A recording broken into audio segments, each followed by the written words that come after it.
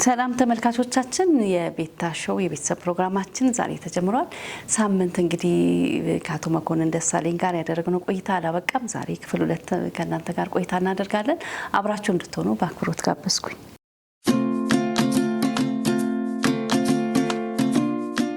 በድጋሚ አመሰግናለሁ አቶ መኮንን። እንግዲህ ሳምንት ብዙ ነገር ተነጋግረናል። ስለ ቤተሰብ ማለት ምን ማለት ነው? ቤተሰብ እንዴት ይመሰረታል? ከመጽሐፍ ቅዱስ እይታ፣ ከሕግ አንጻር ቤተሰብ ስንል ማንን ያቅፋል? ማንን ያካትታል? ብዙ ርዕሶችን አንስተናልና ዛሬ ደግሞ ከሳምንት የቀጠለ የቤተሰብ ጤንነት እንዴት ይጠበቃል የሚለውንም ሳምንት ተነጋግረናል። ይህንን የቤተሰብ ጤንነት ለመጠበቅ የባለ ኃላፊነት ምንድን ነው? የሚስትስ ኃላፊነት ምንድን ነው? የልጆች፣ የቤተ ክርስቲያን እንግዲህ በዙሪያችን የቤተሰብ የዘመድ ሁሉ አለ ኃላፊነትና እሱን እስኪ ምክንያቱም አንዳንዴ ኃላፊነቶቻችንን ዘነጋና የሌላውን ነው የምናየው። ሚስቴ ባሏን ኃላፊነት ዘነጋና የባልን ኃላፊነት ነው የምታየው። ባልም እንደዚሁና እስኪ የቤተሰብን በአጠቃላይ ጤንነቱን ለመጠበቅ የእያንዳንዱ ድርሻ ምንድን ነው ትላለህ? እንግዲህ ያው የእግዚአብሔር ቃል በግልጽ ያስቀመጠው ነው። ወንዱ የቤት ራስ ነው። ስለዚህ ኃላፊነት አለበት በየትኛውም አቅጣጫ። ግን እኔ ወደ ራሴ ሕይወት በመጣ እኔ የቤታችን ፓስተር ባለቤቴ ነች። ለምንድን ነው እንግዲህ ተሰጧችን የተለያየ ነው። በጣም ትዕግስተኛ ነች። ትንሽ ነው የምትናገረው። የጸሎት ሰው ነች። መጽሐፍት ብዙ ታነባለች። ሪች ነች ብያስ ነው ምለው። ይሄ እሷን እኔ ለመካፈል ፈልጌ አይደለም፣ ግን እንዲህ አይነት ሰው ስለሆነች እኔ ደግሞ የውጭ ሰው ነኝ። ውጭ ምሯሯጥ ሰው ነኝ። ያ ማለት ግን ቤቴን ማኔጅ አላረኩም፣ ልጆቼን በአግባብ አላሳደግኩም፣ በተገቢው መንገድ ክትትል አላረኩም ማለት ያደርም። ግን ሞር መንፈሳዊውን ነገር የያዘችው ባለቤቴ ነች። ይሄንን ወድጄ ነው ወንድነቴን ተጋፍቼው ማለት ነው። አንዳንዴ ግብዝ እንዲያረግ እንደ ግብዝ እንሆን የለ። እኔ አንድ ቀን አስቤው አላቅም። እኔ ያለ አቅሜ ውስጥ የሆነ ነገር ውስጥ አልገባም በጭራሽ። መንፈሳዊ ነገር ይሄ ምናምን ብለሽ የምትይው ነገር አይደለም። ከጸጋ ጋር የሚመጣ ነገር ነው። ጸጋ ነው እና ስለዚህ እኔ በእኔ ቤት እንግዲህ እንትሰማለች። እሷም ይሄንን አውቃለሁ። ልጆቼም ይሰማሉ ባሉበት ቦታ ሆነው እና ባለቤቴ ነች እንዲህ አይነቱን ነገር ሃንድል የምታደርገው። ግን ሁሉ ቦታ ይሆናል ማለት አይደለም። ያም ቢሆን ይሄንንም ብታረግ እስቲል ግን ባል ነኝ የቤት ውስጥ መወሰን የሚገባኝ ቦታ ላይ ወስናለሁ። ማድረገውን ነገር አደርጋለሁ። ግን በቤቴ እውነቴን ነው የምልሽ፣ በእግዚአብሔር ፊት ነው የምናገረው። እኔ ያው ሁሉም ስለሚሰማ ማለት ነው። በእግዚአብሔር ፊት ነው የምናገረው። እኔ ከባለቤቴ ጋር ሳልነጋገር እማረገው አንድ ነገር የለኝም። አንድ ነገር ያ ሰላም ሰጥቶኛል። እሷንም ሰላም ሰጥቷታል፣ እኔንም ሰላም ሰጥቶኛል። አሁን ብዙ ጊዜ የሚያጨቃጭቀን ፋይናንስ ነው አይደለም? ቤት ውስጥ የፋይናንስ ነገር ነው የሚያጨቃጭቀን። ይገርምሻል፣ የጋራ አካውንት አለ፣ ኤንድ ኦር ተብሎ የተቀመጠ አካውንት አለ። ከዛ አካውንት ውስጥ እኔ ለባለቤቴ ሳልነግራት 5 ሳንቲም ወደ እኔ አካውንት አላዞርም። እሷም ሳትነግረኝ 5 ሳንቲም ወደ ራሷ አካውንት አታዞርም። ተነጋግረን ይሄ ወደ አንተ አካውንት ይዙር፣ ይሄ ወደ አንቺ አካውንት ይዙር ተባብለን የምንጠቀመውን ከራሳችን አካውንት ነው የምንጠቀመው። ስለዚህ ምንም አይነት ነገር ቢፈጠር በቤታችን ውስጥ ማለት መቼም ሰው ነን እና አንድ ነገር በቤታችን ቢፈጠር ግራም ያጋባ ነገር የለም። እሷም ሂሳቡን ማውጣት ትችላለች፣ እኔም ሂሳቡን ማውጣት ትችላለሁ። እንዲህ አይነት እንትን አለን። ስለዚህ ሳንመካከር የምናደርገው ነገር የለም። ብዙ ጊዜ በቤት ውስጥ ያለው ችግር ይሄ አማኙ ላይ ነው የማተኩረው። አማኙ ላይ ማተኩረውና የባሎቻቸውን ደሞዝ እኮ ማቁ ሚስቶች አሉ። አማኞች ሆነው ማለት ነው። ምን እኮ በግልጽ የምናውቀው ነገር ነው። እና ዋይ እላለሁ። ለምንድን ነው የሚደበቀው ይሄ ነገር? አንዳንዶቹ የሚሰጡት ምክንያት ምንድን ነው?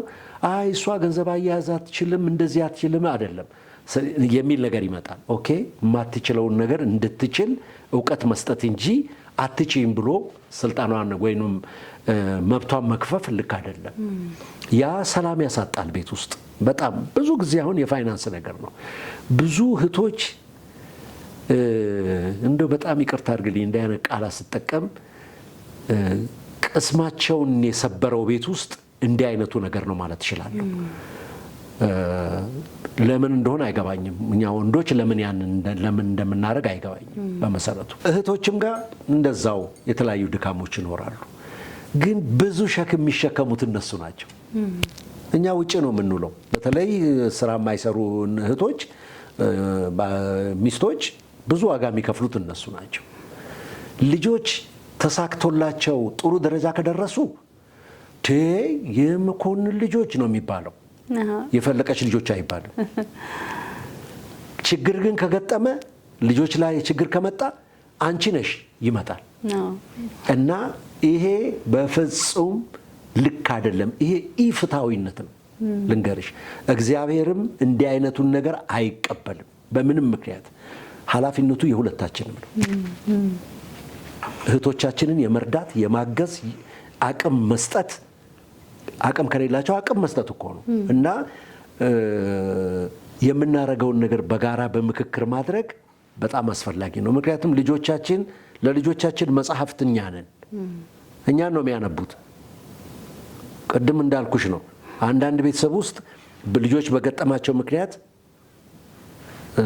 የምን ትዳር ነው እስከሚሉ ድረስ የሚያማርር ነገር ይገጥማል። ስለዚህ መከባበር፣ መደማመጥ፣ ቫልዩ መሰጣጣት አይደለም። እኔ ለባለቤቴ ቫልዩ መስጠት አለብኝ፣ ባለቤቴ ለእኔ ቫልዩ መስጠት አለባት።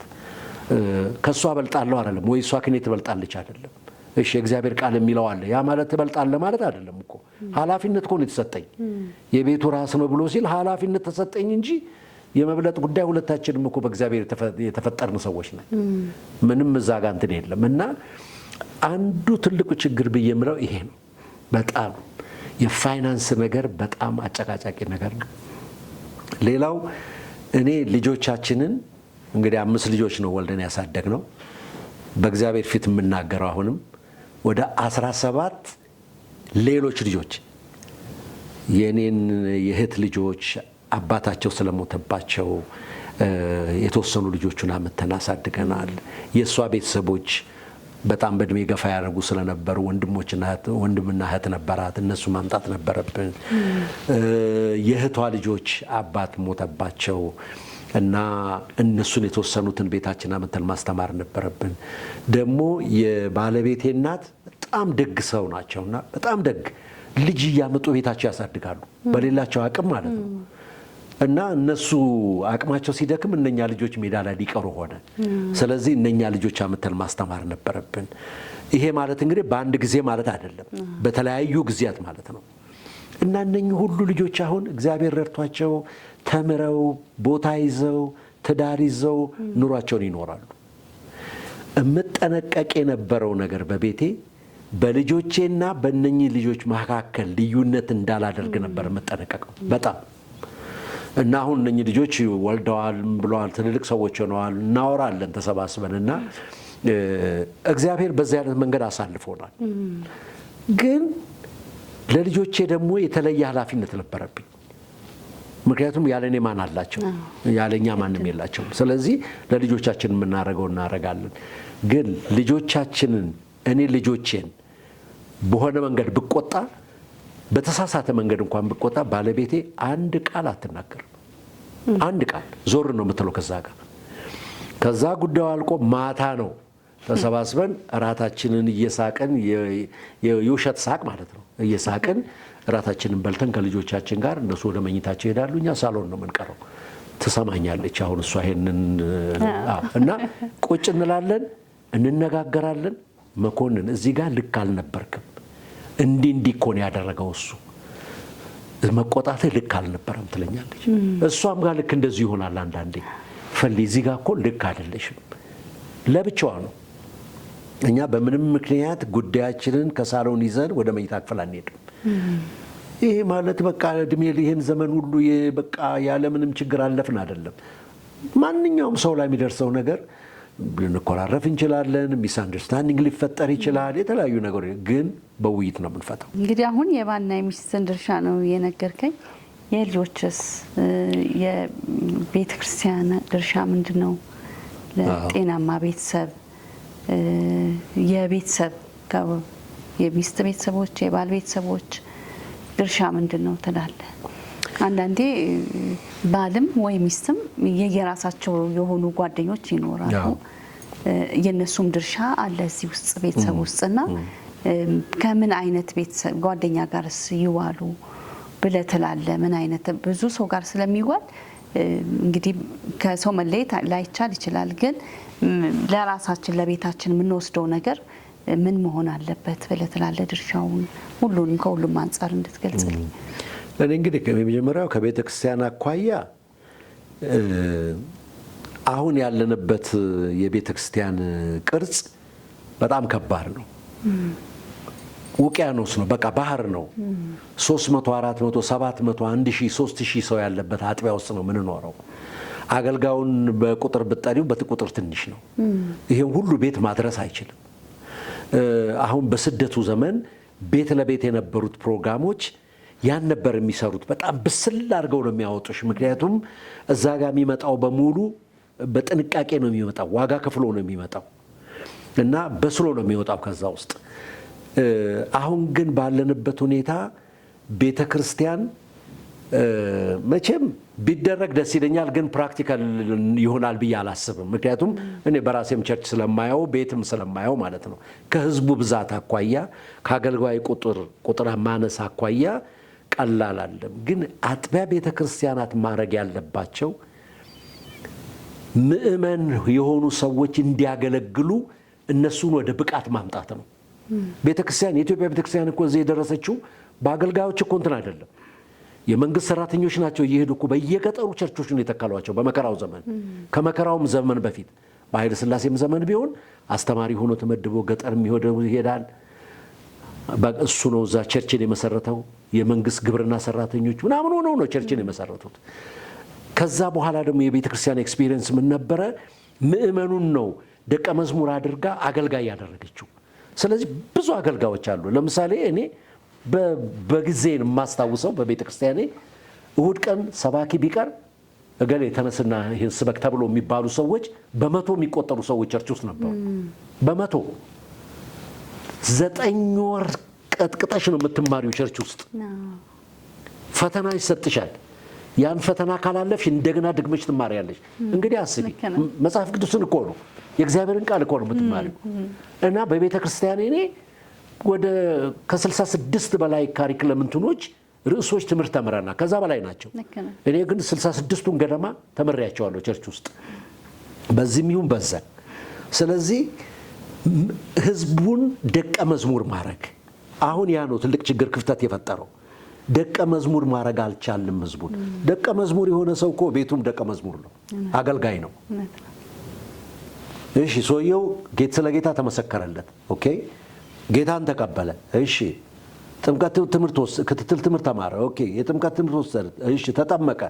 ከዛ በኋላ የደቀ መዝሙር ትምህርት ተማረ እና ዜን ምን ሆነ? ውጤቱ ምን ሆነ ነው። ያ ሰውዬ ምን አረገ ነው የሚጠየቀው እንጂ ሰውየው ጌታን ማግኘቱ ሪዛልት ውጤት አይደለም። ክትትል ትምህርት መማሩ ውጤት አይደለም። ጥምቀት መውሰዱ ውጤት አይደለም። ደቀ መዝሙር ማድረጋችን ውጤት አይደለም። አክቲቪቲ ነው። ይሄ ሁሉ አክቲቪቲ ነው። ውጤት የሚሆነው ደቀ መዝሙር የተማረው ሰው ወጥቶ ሲያገለግል ውጤት እዛ ጋር ይለካል። ኢምፓክት የምንለው እሱን ነው። ስለዚህ ቤተ ክርስቲያን ወደዛ ነው መምጣት ያለባት። ምእመኑን ደቀ መዝሙር አድርጋ አገልጋይ ማድረግ ነው ያለባት እንጂ አገልጋዮችን የሰበሰበች 3-4 አገልጋይ ይዛ እነሱ ይሄን ቤተ ክርስቲያን ይመራሉ ብሎ በእሑድ ፕሮግራም ብቻ ሙከራ ማድረግ እኔ ለኢትዮጵያ ቤተ ክርስቲያን የሚያዋጣ አይደለም። ለፈረንጅ ሀገር ሊያዋጣ ይችላል። ምክንያቱም የሚሰበሰቡት 18፣ 20፣ 13፣ 10 ሰዎች ናቸው። እዚህ 3000 ሰው 1800 ሰው ምናምን ይዘሽ እንዴት ነው እንደዚህ አይነት አገልግሎት የምታገለግው? እና ይሄ ከሆነ ይሄ ደቀ መዝሙር የሆነው ሰውዬ እቤቱን ማገልገል ይጀምራል። በቤት ያለችውን ቤተክርስቲያን ማገልገል ይጀምራል። ከዛ በኋላ ውጭም ደግሞ ያገለግላል። ሚስትም ደቀ መዝሙር ስለሆነች የቤቷ ታገለግላለች፣ ደግሞ ውጭም ታገለግላለች። እና እንዲህ ያደረግን በቤት ያሉትን ቤተክርስቲያናት ሆም ቻፕል የምንላቸው ነው ሆም ቸርች የምንላቸውን ካላጠናከርን እሁድ በሚሰበሰበው ልክ የቤተ ክርስቲያንን መንፈሳዊነት ለመለካት አይታሰብም ነው የምለው። ምክንያቱም እዛ ጋር የሚመጣው ብዙ ሰው ነው። የሚመጣው አንዳንዱም እኮ የእኛ ቤተ ክርስቲያን አባል ላይሆን ይችላል። ስለዚህ ያንን እላለሁ። ከልጆች አኳያ እንግዲህ ልጆች የተለያየ እድሜ ያላቸው እኔ በራሴ እድሜ ሳስበው በራሴ ልጆች እድሜ ሳስበው የተለያየ እድሜ ያላቸው በጣም ለጌታ በቃ ተጣብቀው የሚያርጉባት ጊዜ አለች። ምክንያቱም ጓደኞች አሏቸው ቸርች ውስጥ እና እዛ የሚሄደው አክቲቪቲው ምናምን ይማርካቸዋል። ልክ ወደ ቲን ኤጅ ሲመጡ አሁን ትንሽ ፈንጠር ማለት ይጀምሩና ስለ ራሳቸው ማለት ይጀምራሉ እና ወደ ወጣትነት ሲመጣ ደግሞ ሌላ ጥያቄ ነው የሚመጣው። ግን በዚህ ሁሉ ወላጅ ኃላፊነት አለበት። እኔ የሚገርምሽ ነገር ልጆቼን ለማንም አላማም የፈለገ ነገር ቢሆን መንገድ ላይ ጠጥቶ ሲንገዳገድ ባገኘው ልጄ ጸልዩልኝ፣ ልጄ እኮ ይኸው ሰክሮ መንገድ ላይ የተገዳገደ ነው ብዬ አልናገርም አልልም። ምክንያቱም በአደራ የተሰጠው ለእኔ ነው። ለፓስተር አልናገርም። ምክንያቱም አንድ ቀን የሰማው ሰው አንድ ቀን ሞቅ ብሎት አንድ ቦታ ሲሰብክ እንደው እኮ የአንዳንድ ቤተሰብ ልጆች እኮ እንዲህ ብሎ ቢል ቁጭ ብሎ ሊሰማው ይችላል እሱ። ከዛ በኋላ ከኔ ጋር እንግዲህ በቃ ምን እንዴት አድርጎ ትረስ ያደርገኛል? ከዛ በኋላ ሊያምነኝ አይችልም። ስለዚህ ልጆቻችንን ማመን አለብን። ይገርምሻል፣ እኔ አባቴ ገበሬ ነው፣ የማያነብ የማይጽፍ ግን ኤክስፖዠር ነበረው። ሰገሌ ላይ ተዋግቷል፣ ጣሊያን ጋር ጊዜ ተዋግቷል፣ ከልጅ ኢያሱ ጋር ነበረ እና ከነኚህ ሰዎች ኤክስፖዠር ስላገኘ ነቃ ያለ ነው። ይገርምሻል። እና እኔ መጨረሻ ልጅ ነኝ። ስለዚህ ሻይ ቤት ሄጄ ድሮ አሁን ዛሬ እንግዲህ እናንተ ካፌ ምናምን ነው የምትሉት፣ እኛ አረብ ሻይ ቤት ነው የምንሄደው። እና እዛ ሻይ ቤት ሄጄ እኔ ፓስቲ ለመብላት ፈልጋለሁ አባዬ ዛሬ ብዬ ብለው አንተ ዱርዬ ምንድነው የምጠይቀኝ አይደለም የሚለኝ አይደለም፣ ሳንቲም አውጥቶ እንካ ብሎ ነው የሚሰጠኝ። ይገርምሻል። ሄዳለሁ በሰጠኝ ሳንቲም በሚያስፈልገኝ መጠን ማለት ነው እበላለሁ፣ እጠጣለሁ። 10 ሳንቲም 5 ሳንቲም ቢተርፈኝ አምጥቼ ለአባቴ ነው የምመልሰው። ይሄንን ትረስት ዴቨሎፕ ስላረኩኝ አባቴን በዚህ መንገድ ቴስት ስላረገኝ አንድ ቀን ጠርጥሮኝ አያውቅም። እኔም ሰርቄ አላውቅም። በዚህ መንገድ ነው ያደግኩት። እኔ ልጆቼንም በዚህ መንገድ ነው ለመምራት የሞከርኩት። ትረስት ላረጋቸው ፈልጋለሁ። ሊሳሳቱ ይችላሉ፣ ሊያጠፉ ይችላሉ፣ ሊያሳዝኑኝ ይችላሉ። ግን ልጆቼ ናቸው፣ በአደራ የተሰጡኝ ናቸው። ለማንም አላማም፣ ለማንም ኡታ አላቀርብም። እኔ ለማንም እኔ ለጌታ እናገራለሁ። እኔ አሁን እዚህ መናገር የማልፈልገው አለኝ፣ በልጆቼ ላይ ያሳልፉት ኤክስፒሪየንስ አለኝ፣ ግን አልናገረውም። ምክንያቱም ለአንዳንዶች ፈተና ስለሚሆን ማለት ነው።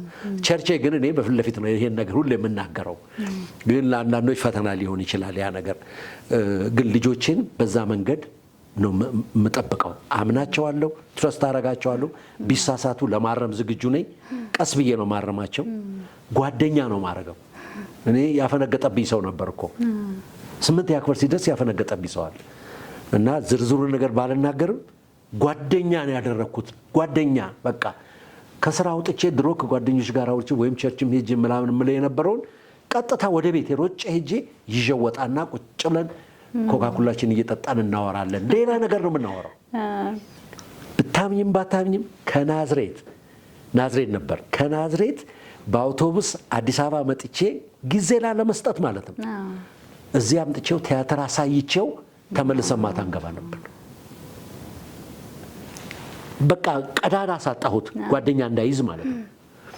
ከዛ በኋላ ሌላውን ዝርዝሩ ልቶ ቅድም እንዳልኩሽ ለብዙ ሰው ፈተና ሊሆን ይችላልና ቆየና ከ9 ወር በኋላ ፓስተራችን ጋር በጓሮ በኩል ነው፣ አንድ ብሎክ ወደ ኋላ ነው ፓስተራችን ያለው። እሱ ጋር ሄዶ ጌታን ልቀበል ነው የመጣሁት ይለዋል። ኢማጂን አስቡ፣ የቤተክርስቲያን ሽማግሌ ልጅ፣ የዲያቆን ልጅ በቤታችን 9 ፕሮግራሞች በሳምንት ይካሄዳሉ። 9 ልብ አድርጊ።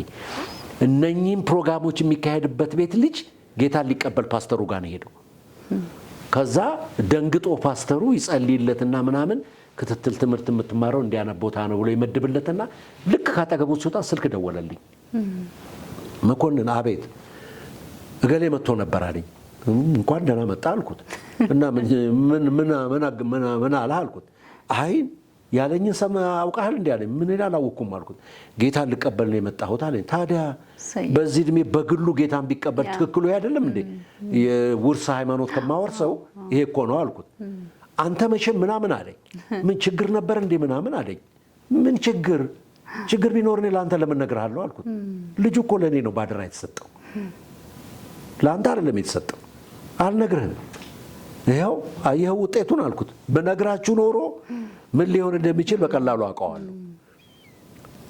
ዛሬ ያ ልጅ ራሱን አስተካክሎ ትዳር ይዞ ጌታን እያመለከ ይኖራል። እና ይህንን የምለው ምንድን ነው? አንዱ አደራ ሰዎች ሚስ አንደርስታንድ እንዳያደርጉኝ፣ ጽድቄን አይደለም የማወራው፣ ግን ያለፍኩበትን ኤክስፒሪየንስ ነው የምነግራችሁ። እና ልጆቻችንን ትረስት እናርጋቸው፣ እንመናቸው። ሊሳሳቱ እንደሚችሉ እንመን። ይሳሳታሉ፣ ይታለላሉ።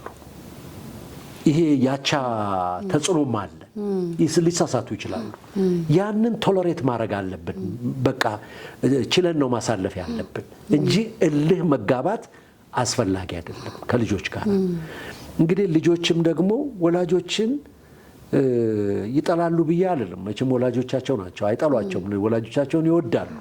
ግን እንትን የደረሱበት እድሜ ነው የሚፈታተናቸውና ወላጆች እያገዝናቸው ልጆችም ራሳቸውን በዛ ውስጥ ያልፋል እኮ ያ ኤጅ፣ ያ እድሜ እኮ ያልፋል። ይገርምሻል። ደግሞ አለ ደግሞ አንድ ዘመን ደግሞ ጸጥ የሚሉበት ዘመን አለ።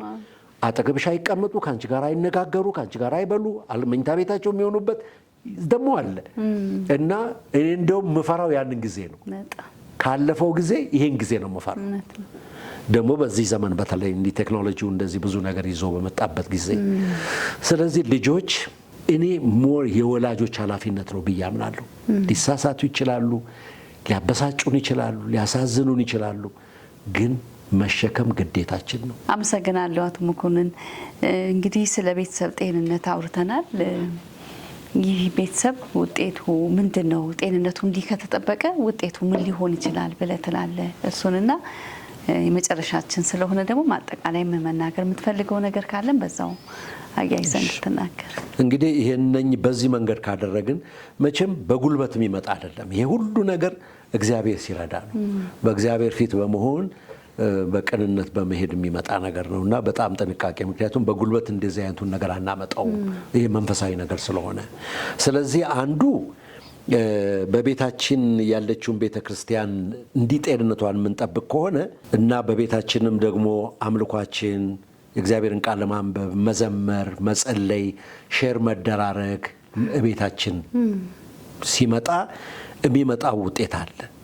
አንዱ ቁርጠኝነት ውስጣችን ይመጣ፣ ሁለታችንም ጋር ባልና ሚስቶቹ ጋር ኮሚትመንት የምንለው ነገር ይመጣል። እኔ ለሷ፣ እሷ ለኔ፣ ሁለታችን ለልጆቻችን፣ ለቤተሰባችን ኮሚትመንታችን ይጨምራል። መያያዙ ስለሚኖር ማለት ነው። ይሄ ይኖረናል። ሌላው የሚገጥማቸውን ተግዳሮት በመረጋጋት ለመወጣት ቁርጠኛ መሆን አለባቸው እንጂ ለሽንፈት ራሳቸውን አሳልፈው መስጠት የለባቸውም። ይሄ ውጤት ነው፣ ይመጣል። ይሄ ውጤት ይመጣል በዛ ውስጥ። ሌላው ባልና ሚስት ግልጽነት፣ ታማኝነት፣ እርስ በርስ መደማመጥ፣ መተማመንን በመገንባት አለመግባባትን በተቻለ መጠን የመቀነስ አቅማችን ይጨምራል። ይሄ ኮንፍሊክት ማኔጅመንት የምንለው ነገር ማለት ነው። እሱ ውጤት ይመጣል። አብረን የምንጸልይ ከሆነ፣ አብረን የምንነጋገር ከሆነ፣ አብረን የምንወስን ከሆነ፣ አብረን ትንፋሽ ለትንፋሽ እንዲሄን አለ እንትን ካለን እነኚህ ነገሮች ውስጣችን እየዳበሩ ይመጡና ቤተሰባችንን ያያይዘዋል። ስለዚህ በመካከላችን አንዳንድ አለመግባባቶች እንኳን ቢከሰቱ ያንን እንዴት ማኔጅ እንደምናደርገውም አቅም እናገኛለን ማለት ነው። ውጤቱ እሱ ይሆናል። ሌላው እውነተኛ ፍቅር እንግዲህ እንደምታውቁት እውነተኛ ፍቅር የምንለው ነገር በቃ ቃላቶችን እያሰማመርን የምንነጋገረው ነገር አይደለም። የተግባር ጉዳይ ነው። አንዳችን ለሌላችን የመሰጠት ልኬት ውጤት ነው። ስለዚህ እንዲህ አይነት ነገር ሲኖረን አንዳችን ለሌላችን የመሰጠታችን እንትን ይጨምራል። ባል ለሚስት፣ ሚስት ለባሏ፣ ልጆች ለወላጆቻቸው፣ ቤተሰብ ውስጥ ያለው ቤተሰብ እርስ በርስ አሳልፎ የመሰጣጣቱ ነገር፣ የመከባበሩ ነገር ፍቅር በተግባር ይውላል ማለት ነው እና ባልና ሚስት ለጋራ እሴታቸው ይቆማሉ። ውጤቱ እሱ ነው የሚሆነው። ሚስት የምታከብረውን ነገር ባል ያከብራል። ባል የሚያከብረውን ነገር ሚስት ታከብራለች። ያ ቅድም ያልነው መያያዝ ካለ በቤተሰብ ውስጥ ማለት ነው። እንግዲህ በመጨረሻም የእግዚአብሔር የመጨረሻው ቤተሰብ ያለው ዓላማ በፍቅር ግንኙነት እርሱን እንድናንጸባርቅ፣ የእርሱን መንገድ የተከተለ ትውልድ እንድናፈራ፣ ደቀ መዝሙር ለማድረግ የሚያስችል የተመቻቸ መደላድል በመፍጠር የተፈጠርንለትን ስራ መስራት ነው። የመጨረሻው ይሄ ነው። የተፈጠርነው እግዚአብሔር ልክ ነው የሚለውን ነገር ለማድረግ ነው የተፈጠርነው።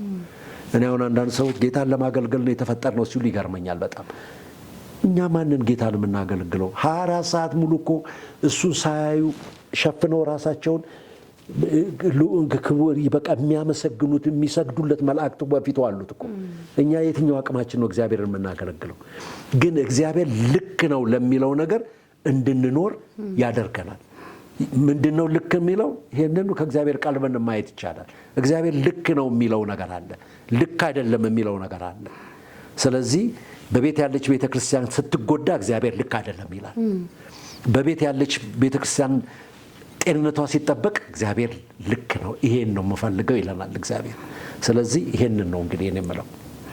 አመሰግናለሁ። መጨረሻ ላይ የምታስተላልፈው መልእክት ካለ ወይ ደግሞ የምታመሰግነው ካለ 1 ደቂቃ እድል ስጥ። እኔ እንግዲህ ከሁሉም በላይ እግዚአብሔርን አመሰግናለሁ። እናንተንም እግዚአብሔር ይስጥልኝ ይህን እድል ስለሰጣችሁኝ። አላቅም ለምን በዚህ ዘመን ይሄ ነገር ወደ እኔ እንደመጣ። ቅድም እንደነገርኳችሁ እኔ ሰባኪ አይደለሁም። የኔ ቦታ ሌላ ነው በቤተ ክርስቲያን ውስጥም። ግን እግዚአብሔር ለምን እንደፈለገው አላቅም ይሄንን ነገር። ግን እድሉን ስለሰጣችሁኝ እግዚአብሔር ይባርካችሁ። እንግዲህ እኚህ ሰዎች እንግዲህ አሁን የሉም፣ ወደ ጌታ ሄደዋል። ወደ አገለገሉት ወደ ወደዱት ጌታ ሄደዋል። እኔ የቅርብ አለቃዬ ነበሩ አጠገቤ እና ውጭም ኖረው የመጡ ሰው ናቸው። ልጆች አሏቸው። ልጆቻቸው በጣም በጣም በጥሩ ሁኔታ የተማሩ ከልጅነታቸው በቃ ጥሩ መሰረት ይዘው ያደጉ ልጆች ናቸው እና ልጆቻቸውን የሚያስተዳድሩበት መንገድ በጣም ይገርመኛል። የቤተ ክርስቲያናችን መሪ ናቸው ሰውየው። የሚያስተዳድሩበት ነገር ይገርመኛል። አለቃዬ ናቸው አጠገቤ እና እኔ ፈጣን ነኝ፣ በጣም ፈጣን ነኝ በልጅነቴ። ለምሳሌ መኪና ስነዳ አብረውኝ ከኔ ጋር ፊልድ ስንወጣ እኔ በ140 ብነዳ በ120 ብነዳ መኪናው ይሄዳ አይመስለኝም። አንዳንዴ አዳዲስ መኪኖች ስለሆኑ በዛ ዘመን እሳቸው መኮንን ቀስ በላ አይሉኝም። መዝሙር አለ የሚዘምሩት መጣው ጌታ ተቀበለኝ የሚል መዝሙር ሲዘምሩ እንትኑ ሚትሩን ነው ሳየው 120 ገብቻለሁ። መልሰዋለሁ ደግሞ አሁንም ነሸጥ ያደረግኝና ቀጥላለሁ መንገዱ ሲመቸኝ። እሳቸው መዝሙሩን ነው የሚዘምሩት እና በእንዲህ አይነት መንገድ የገሩኝ አባት ናቸው እና ለቤተሰቤ አሁን በተለይ ይሄ ቤተሰብ እንዲህ በተቃራኒ መንገድ እኔ እሷን ቤተሰብ እሷ የኔን ቤተሰብ እንድደርስ የማደርግ እኔ ከሳቸው ነው የተማርኩት እና ይሄው 50 ምናምን ዓመት ረድቶኛል። እሳቸው አሁን አርፈዋል በጌታ እጅ ያሉትና እሳቸው ነው ሁልጊዜ እኔ በትዳሬ ውስጥ መጠቅሰው። አመሰግናለሁ አቶ መኮንን ጊዜን ሰጥተ ካለ የረፍት ቀን ወደ እኔ ስለመጣና ይህን ኢንተርቪው ስለሰጠኝ በጣም አመሰግናለሁ። እግዚአብሔር ያክብር። እግዚአብሔር ይስጥልን። ተመልካቾቻችን በክፍል 2 ወደ እናንተ ያደረስነው ከጋሽ መኮንን ደሳለኝ ጋር ያደረግነው ቆይታ በዚያ አብቅቷል። ጥሩ ትምህርት እንደወሰዳችሁ ተስፋ አደርጋለሁ። አስተያየትና ጥያቄ ካላችሁ መስመር ላይ ባለው ስልክ መደወል ትችላላችሁ። ቤታሾው እንግዲህ ዛሬ ይህንን ይዞ ቀርቧል። ሳምንት ሌላ እንግዳ ይዤላችሁ እመጣለሁ። አዘጋጅና አቅራቢያችሁ ቤቴል ታምራት ነኝ። ሰላም ሁኑ።